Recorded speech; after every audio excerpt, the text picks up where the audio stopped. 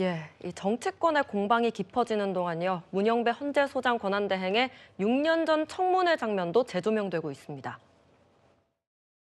일단 우리 법 연구회는 작년 연말에 해산이 되었습니다. 제가 회장으로 있는 동안에는 명단 공개를 추진했고요. 그다음에 공개 세미나를 했습니다. 홈페이지를 공개를 했습니다. 논문지 발간을 추진했습니다. 저는 학술 연구단체성을 더 강화하기 위해서 노력했을 뿐입니다. 헌법재판소에 이미 3명이 특정 모임 출신들로 채워져 있어요. 아시지 않습니까? 우리 네. 법연구회, 국제인권연구회, 민변 9명의 헌법재판관 중에 5명이 특정 모임의 분들로 채워지는 거 아니겠습니까? 이런 것들이 굉장히 우려스럽다는 겁니다. 같은 것을 보고 같은 생각을 하시는 사람들끼리 헌법재판소가 구성되어진다? 헌법재판소가 일개 서클의 모임이 될 수는 없는 거 아니겠습니까? 그런 차원에서 저희들이 걱정을 하는 거고요.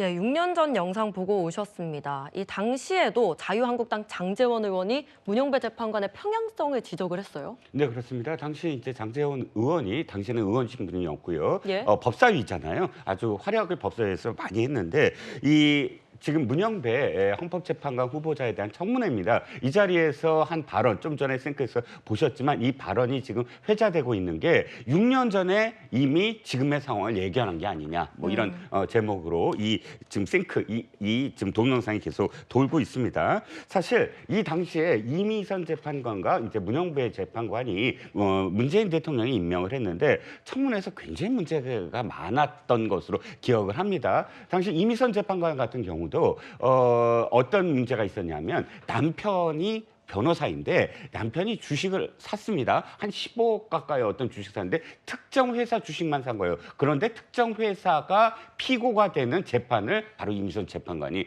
재판을 합니다. 그리고 승소를 해요. 그러니까 이해 충돌이잖아요. 자신이 갖고 있는 주식의 그 회사를 승소를 함으로써 자신의 이득을 취하게 된단 말이죠. 예. 이런 부분들이 굉장히 문제가 됐는데도 불구하고 당시 문재인 대통령은 그냥 임명을 강행했습니다. 이런 부분들이 사실 뭐 지금 와서 뭐 다시 그 청문회 당시를 되돌아보자가 아니라 헌법재판관이 지금까지 했던 문제들이 자초한 게 아니냐. 즉 아까 말씀도 하셨지만 그러니까 그 변론기일 지정 같은 것도 사실 피청구인 측 대리인단과 얘기를 하고 했으면 이런 문제 없었고 예를 들자면 아주 사소한 절차적인 어떤 문제들에 대해서 이게 누적되다 보니까 헌법재판관 성향까지 다시 보자 이렇게 됐단 말이죠. 그러니까 앞으로의 어떤 절차적인 과정을 헌법재판소 재판관들이 조금 더 공정하고 투명하게 해야 되지 않을까 싶습니다. 네, 이렇게 점차 논란이 커지자 헌법재판소가 공식 입장을 밝히고 반박에 나섰습니다.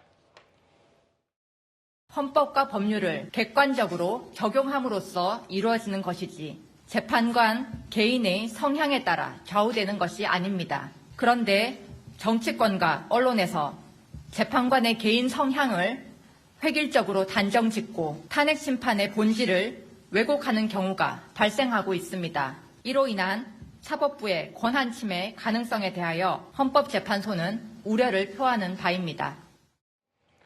네, 결국 관건은 실제 재판관들이 윤 대통령 사건에 대해서 재척이나 기피, 회피가 이루어질 것이냐 이 부분일 텐데요. 헌법재판소법 24조에 관련 규정이 나와 있는데 허 변호사님, 여기에 따르면 이번 사안이 지금 국민의힘의 요구대로 뭐 재척이라든지 뭐 기피라든지 이어질 가능성 얼마나 된다고 보십니까?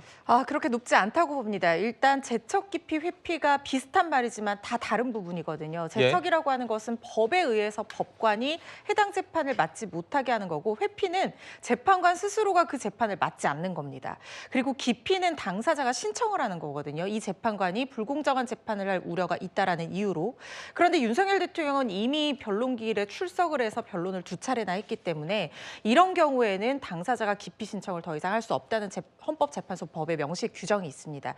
그렇기 때문에 윤석열 대통령 측에서 기피 신청을 더 이상 하기는 어려울 것이고 재판관들이 자유로 회피할 가능성도 그렇게 높아 보이지는 않습니다. 그렇다면 이게 재척 사유가 되느냐 이 부분을 검토를 해야 되는데 지금 관련 규정 내용을 보면 재판관 당사자와 어떤 피청구인과의 관계 여기에서 어떤 친족 관계가 있다라거나 아니면 관련 재판을 맡았다거나 이런 것들이 객관적으로 객관적으로 입증이 돼야지만 재척 사유에 해당하는 것이거든요.